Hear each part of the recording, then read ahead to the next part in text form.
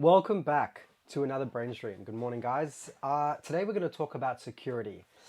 I give you a bit of a background. I got into security a couple years back as kind of like a favor, and it turned into kind of a little bit of a hobby.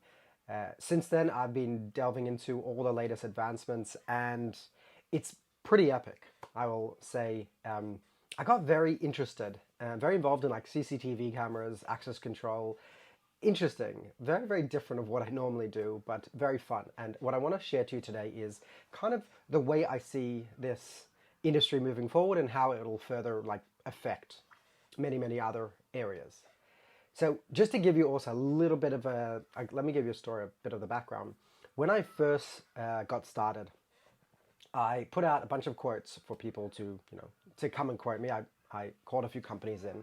And back in the day, and I'm talking about like maybe 4 or 5 years ago, it's not that long ago, the pitch was the salesperson would rock up and they came with like a metal briefcase or they would pop it open and they would take out their model, the camera, and show me the hardware and be like, hey, look, this is our latest camera. That was the state of the industry 5 years ago, and it still exists for many security people. What's interesting is I had a realization very, very early on. And that was that the history of, let's say, even CCTV was in the hardware, you wanted to get better and better resolution. And the way every part of security is, let's say, if we take apart cameras, if we take apart access control, PA systems, like, alert systems, lockdown systems, emergency systems, alarm systems, things like that. Every one of them kind of used to come from different companies, and they had to be integrated into some sort of way. All of it was based on like crazy amount of cords and cables and very, very high tech, very, very like an engineering style. But the status was, look at this piece of hardware. They would tell you kind of, okay, this is what the megapixels were or things like that. But the focus was on like this, look how big and posing and the numbers were secondary, even though they are a very, very important factor. And the realization I came to a couple of years ago, and I'm happy to see that it seems like there are a few companies that are recognizing that this is the move forward, and that is that at a certain point you get to peak quality, right? You get to a point where your cameras are recording in 4K, maybe 6K, 8K. But you get to a level where your quality is amazing. I mean, after that, you want to deal with maybe zoom. And then there's one feature that I would love to see. Sadly, I think it's only maybe 1 or 2 brands. They have something like this. But I was watching a documentary a few years back on Apple TV. And I can't remember what the technology was called, but they were using cameras. And they were shooting footage of wildlife at night. And you almost couldn't tell it was nighttime. It was that, like, it was crazy. You were no longer working with infrared, right? You were not working with black and white to switch on at a certain time to move you on from color. Color mode was taking place in pitch black. And it was great. They were showing you like, oh, normally these animals cannot be seen. You're looking at them like, what? Everyone can see them. It's totally obvious. And then they flick onto, and this is what it would look like on a regular camera, pitch black. So that is definitely one massive technology that still needs to come to the cameras. But aside from that, when you're dealing with cameras that are easily able to record in 4K, and you've got maybe a little bit more headroom, get to 6, get to 8, but once you get that quality, you don't need to move so much more. It's not about the quality of the camera. It's now about really the analytics, the power that you can get from that. So again, let's look backwards. A lot of cameras, when they put the system in, a lot of companies, the way that they are thinking, the way that they're I guess their focus or where they see security is that, oh, you got cameras? Oh, well, that means that you need to hire a security guard or you need to hire someone that's monitoring your cameras behind a bank of screens, right? You've got like 50, 100 screens and someone's monitoring that control center, whatever it is. Either a third party or you're directly hiring someone. Oh, you want an alarm system that goes on at night? Well, yes, you need to employ someone that's going to be watching those camera feeds late into the night.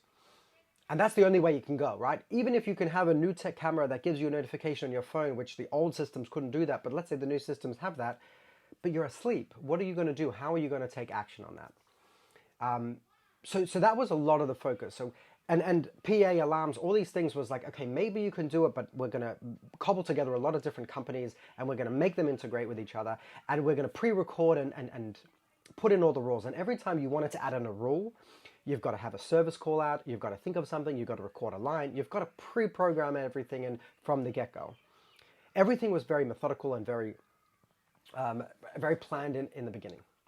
Now, there's a couple steps over here that we're going to go with, and I would love to share that. We're at 5 minutes, so let's see what we can go with. The first thing, so the big realization a couple years ago, and now, I mean, AI has since jumped on, let's say 2 years ago, let's say 2.5 years ago, onto the scene, and now everybody knows the bad words AI. So when I share it, I no longer have to explain it. But back then, the obvious thing to me was, how do I make my system smart that I no longer have to do these things? I no longer have to. I don't have to hire people to watch my screen. What if my system could do that itself? What if I have AI on the system? So on a camera feed, right, some of the systems are kind of starting to bring on a few interesting things. So the system that I installed onto this in this particular project, it introduced smart detection. So what was that? Well, besides just motion, we can actually detect, is this a person? Is this an animal? Is this a vehicle? What kind of vehicle? And they're getting more and more smarts, right? But they're coming on pretty fast that you don't see in a lot of companies. But still, it's not the speed that we should expect to see with AI. And these more recent advancements should skyrocket us. So think about this. If I could have a system that detects all these different things, why do I have someone that's watching 24/7? And let's jump a little bit further. Instead of notifications or an alarm system where someone's awake at 24/7, imagine if you had an AI system that you could control, that you could instruct what to do. And it could understand the different pieces put together. Let's even take it a step further. Using ChatGPT-like instructions, where they're very natural, very verbal, a lot of systems today, like if you wanted to do any of those things, even the system that they had to put in a year ago or 2 years ago because the other system was not ready with these features, to get them to change one thing, again, it's booking a service call, which is money, it's time, it's an engineer, and they're doing some crazy hacking stuff at the back end. And you're seeing wires flying everywhere and things like that. You don't know what's flying. To make different change, I'll give you one story. We had access control on one set of gates that were there for like, I don't know, 10 years. And the clock was off. So it kept like opening up on the wrong day, a day apart. To fix that system, we needed the same CD that was used to install the system on and the same computer. Who's got the same computer 10 years ago? And if not, it costs $5,000 to get the company to come out and figure out how they can kind of redo it, maybe rebooting the whole system and installing a new thing, just to install the clock behind the system that was telling it, hey, today's actually it's not Sunday, it's actually Monday. Like, do I understand what's happening? And gates were also closing quickly. So instead of relatching the mag lock, relatching after 3 seconds, we wanted to relatch after 5 seconds, or vice versa. That was part of that whole thousands of dollars to get the system back up and running, to do that minor tweak. And again, you needed a service technician to do some. Anyways, very, very crazy. So coming back over to this, imagine a system that detected not just people or cars, but activity, right? So on these things, let's say you could put a crossing line, which you could do nowadays, and you can instruct it, hey, if someone walks over the crossing line, let me know. This is something that the system just came out with a few months ago, an alarm manager type of thing that allowed you to make these rules, right? Triggers and actions, and be able to decide what to do. But let's take it a step further. Let's get this. What if you had a ChatGPT integration where you're able to explain these things in plain English? And instead of you figuring out, because again, doing these triggers and actions, they've made it in such an easy way that any person could come and really get it, figure it out after some time. There's a lot of, the company is still building the system. So there are still issues, people are trying to fix it, people are trying to troubleshoot it and help them and redesign it into a good UI. But an amazing UI would be if I could explain to the system, either text or even with my voice, if I could explain and say, hey, if you see someone that is overstepping this gate or this crossing line between the hours of 3 and 4, then do this. Now that's something that if you know how to mark the system, if you know how to work with the UI, if you know how to how to program it in the app, which is very easy. That's something that could take you 2 minutes, right? It's not very, very difficult, especially once you figure out how to actually control it. Once you figure out, oh, okay, fine, this is what a trigger is, that's what that is, things like that, you can get it to kind of start doing what you want. But the next stage is being able to explain these things with your voice. Again, we can also look at networking rules. I get that this is a video that we're focusing on. I don't want to get too technical, but let's say you have fireworking rules and a network in a router. Before, you would have to make you'd have to understand ports, you'd have to understand these different things, you'd have to understand how to order different rules, and it's not for the faint of heart. And if something didn't work, it could be that you just didn't order it correctly in the list properly, and it started propagating the wrong, in the wrong order, the order that you didn't think it was going in. Now, they started making it a little bit easier and releasing new features. But imagine when these features come with your voice, when you're able to explain it, when you're able to type out something. That starts changing the game in what you're able to do, because you're able to change your mind. Any person is able to think of what they want to do. If I don't see this person, or if I see that person, I can use their names, I can match them up with people.